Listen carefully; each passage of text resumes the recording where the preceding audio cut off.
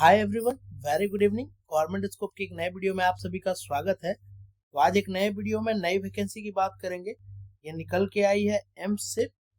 हमारे all over India में AIIMS हर जगह फैली हुई है और उन्होंने एक कॉमन एग्जाम के थ्रू, जो सीआरई होता है उनका कॉमन रिक्रूटमेंट एग्जामिनेशन, उसके थ्रू वेरियस पोस्ट पे उन्होंने वैकेंसी निकाली है। एक ह्यूज अमाउंट की वैकेंसी है।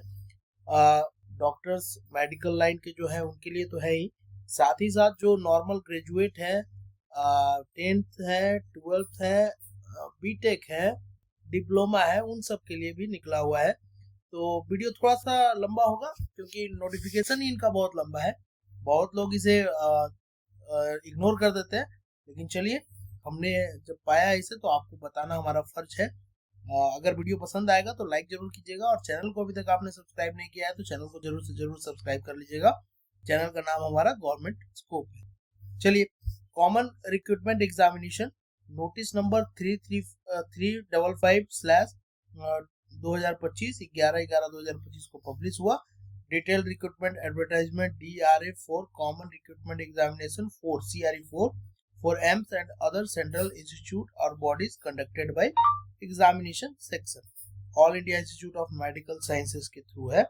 इसकी डेट जो चालू होनी है वो 14/11/2025 से चालू हो गई है और इसकी लास्ट डेट जो है वो दिसंबर में है, 2 तारीख। एनओसी जो अगर आप कार्यरत है तो 6 तारीख तक आपको सबमिट करना है। एप्लीकेशन फॉर्म एक्सेप्टेंस आपको 8/12 तक पता चल जाएगा। इशू ऑफ डेट जब एग्जाम इनका होगा, ऐसे तो टेंटेटिव है इनका 22 से 24 दिसंबर को हो जाना, उससे कुछ दिन पहले आपको एडमिट कार्ड मिल जाएगा।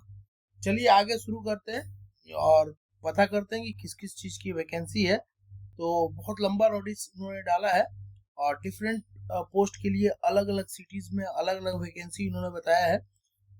आप एक बार इसके थ्रू चले जाइएगा, एक बार आप एम्स का सीआरई लिखिएगा गूगल में, तो आपको ये पूरा एडवर्टाइजमेंट आपके पास चला आएगा। तो ये सारी कुछ चीजें हैं जो पोस्ट है, ये इतनी सारी पोस्ट है। उसके लिए यहाँ पे स्किल टेस्ट आपको रिक्वायर्ड है या नहीं, लैंग्वेज कौन सा चाहिए वो भी यहाँ पे लिखा हुआ है। तो बेसिकली जो अगर हम बात करें, जो नॉर्मल लोग हैं, जैसे जूनियर इंजीनियर सिविल की वैकेंसी है, इलेक्ट्रिकल की वैकेंसी है, junior administrative assistant lower division clerk की वैकेंसी है, ये सारे में जनरल ग्रेजुएट्स भी एलिजिबल रहते हैं। आगे और भी बात करें हम लोग तो नीचे आते हैं हम लोग। स्टेनो में अगर आपके पास शॉर्ट हैंड है तो आप वहाँ भी आप एलिजिबल हो जाइएगा। टेक्निकल वो तो डेंटल है। अगर फायर सेफ्टी के पास आपके पास डिग्री है और सिक्योरिटी ऑफिसर का आपने कभी काम कर रखा है तो वहाँ भी आप एलिजिबल हो जाइएगा। वार्डन में अगर आपने काम कर रखा है जनरल के साथ तो वहाँ भी आपको मौका मिल सकता है ज्वाइन करने का। जूनियर इंजीनियर इंस्ट्रूमेंटेशन का आपको मिल सकता है। जूनियर इंजीनियर सेफ्टी है, असिस्टेंट रिसर्च ऑफिस है।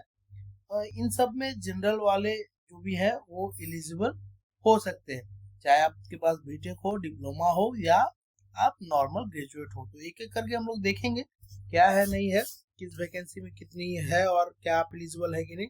सबसे पहला डाइटिशियन का है, तो ये आप अगर मेडिकल लाइन में है तो हो सकते हैं। वार्डन की बात करें तो आपको डिग्री चाहिए और डिप्लोमा इन होम साइंस चाहिए, अगर आपके पास है तो आप एलिजिबल हो जाइएगा। असिस्टेंट की बात करें तो आपको मिनिमम 3 ईयर बैचलर डिग्री, जो बीएससी, बीकॉम, बीकेम जो भी है, और उसमें कंप्यूटर नॉलेज अगर आपके पास है। ये जनरली सारे ग्रेजुएट के लिए है जो असिस्टेंट है, और यहाँ तक के लिए ये पोस्ट पूरे नॉर्मल ग्रेजुएट के लिए एलिजिबल है, क्योंकि सबके पास वर्किंग नॉलेज होता है कंप्यूटर नॉलेज का, कंप्यूटर एप्लीकेशंस का, MS word, MS power point हम लोग करते रहते हैं।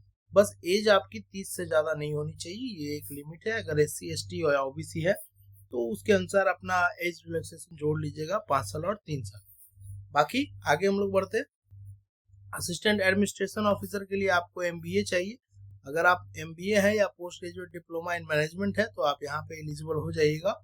एग्जीक्यूटिव असिस्टेंट के लिए भी आपको डिग्री चाहिए, डिग्री फ्रॉम रिकॉग्नाइज्ड यूनिवर्सिटी, और आपको प्रोफिशिएंसी इन कंप्यूटर। तो यहाँ भी आपका जनरल जो है, इन 2 पोस्ट पे आप एलिजिबल हो जाइएगा। यहाँ से लेकर यहाँ तक जूनियर एडमिनिस्ट्रेटिव ऑफिसर तक आप एलिजिबल है जनरल ग्रेजुएट। तो अगर आप यहाँ पे ग्रेजुएट है तो ये भी फॉर्म आप भर सकते हैं यहाँ पे।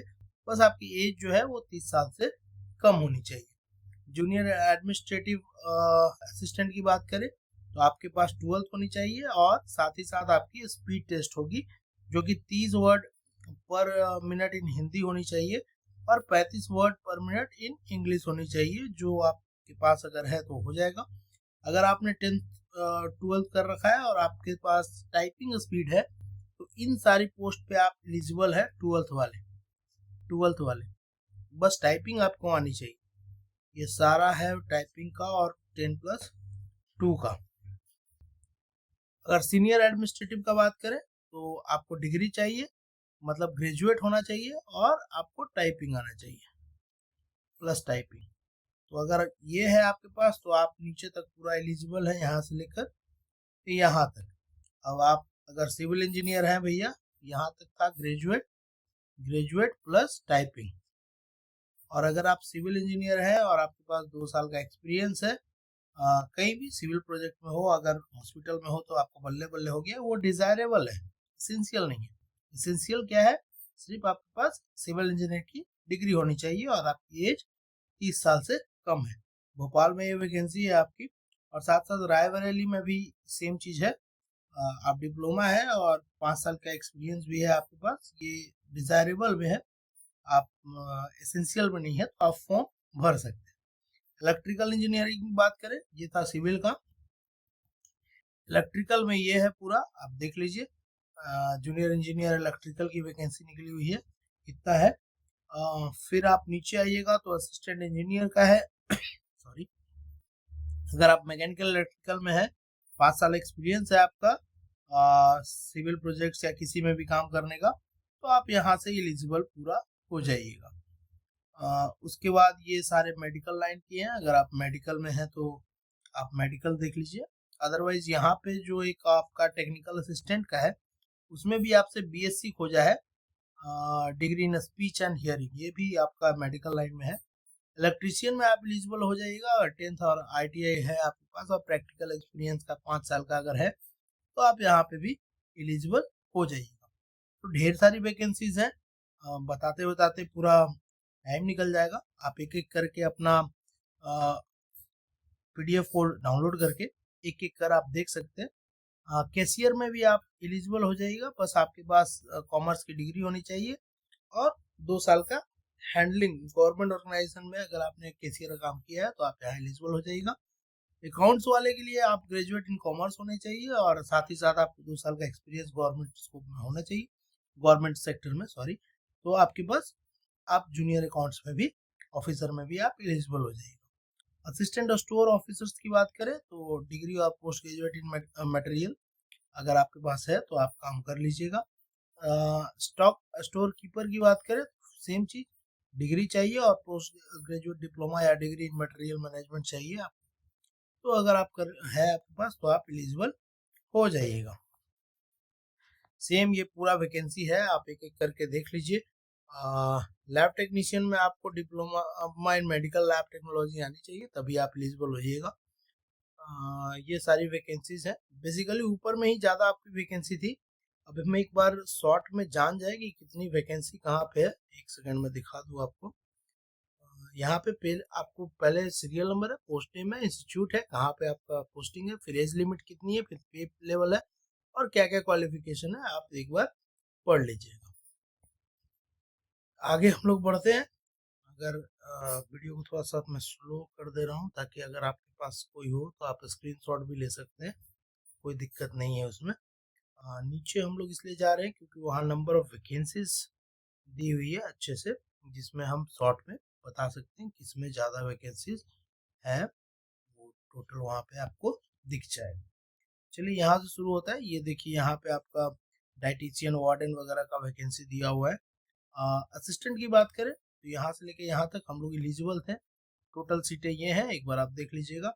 यहाँ से जूनियर ऑफिस सुपरिटेंडेंट तक हम लोग एलिजिबल थे, ये पूरी वैकेंसी यहाँ पे है।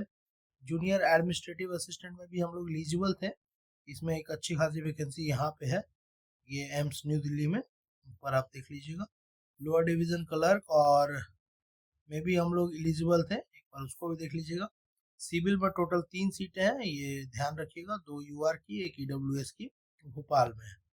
इलेक्ट्रिकल इंजीनियर की बात करें तो टोटल हमारे पास 3, 2, 5, 2, 7 वैकेंसीज हैं, तो आप भी अगर इलेक्ट्रिकल में है कर लीजिएगा। जूनियर इंजीनियर एसी का है तो उनकी भी वैकेंसीज हैं यहाँ पे। बाकी आपकी अगर आईटीआई वालों की बात करें तो आपका टेक्नीशियन में आएंगे वो, एक सेकेंड,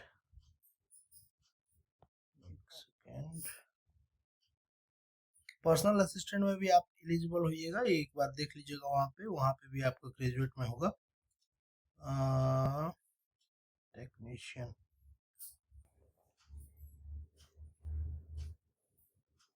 फायर ऑफिसर जो सेफ्टी वाले हैं वो अपना वैकेंसी देख लीजिए, यहाँ पे आपको मिल जाएगा। थोड़ा सा आउटडोर में हूँ इसलिए थोड़ा सा बैकग्राउंड म्यूजिक आ रहा होगा या कुछ भी बस वस चलने का, तो थोड़ा सा उसको मैनेज कीजिएगा, उसके लिए सॉरी रहेगा। रेस्ट आप अपना एक बार वैकेंसी देख लीजिए, बहुत बड़ा नोटिफिकेशन है, सिंस ये एक ही साथ ले रहे हैं वो भी अच्छी बात है। एक ही एग्जाम में आपका जो भी है देना होगा वो दे लेंगे, तो कहने का मतलब यही है, वैकेंसी बड़ी है, आप अपने पोस्ट पे अगर आप एलिजिबल हैं तो मौका को मत खोइए, आप एक बार जाकर जरूर से जरूर एडवर्टाइजमेंट को चेक कीजिए और फॉर्म को डाल लीजिए अगर आप एलिजिबल अगर आपको लगता है। खासकर अगर सिविल या फिर ग्रेजुएट लेवल की है तो उनकी पोस्ट अच्छी खासी है, आप एक बार जाकर जरूर से जरूर इस फॉर्म को देखिए और भरिएगा। चलिए खैर, वीडियो पसंद आया हो तो लाइक कीजिएगा, चैनल का सब्सक्राइब कीजिएगा अगर अभी तक आपने नहीं किया। हम इसी तरह के वीडियो लाते रहते हैं आपके लिए। चैनल का नाम है गवर्नमेंट स्कोप। गवर्नमेंट स्कोप के साथ बने रहने के लिए बहुत बहुत धन्यवाद। Thank you.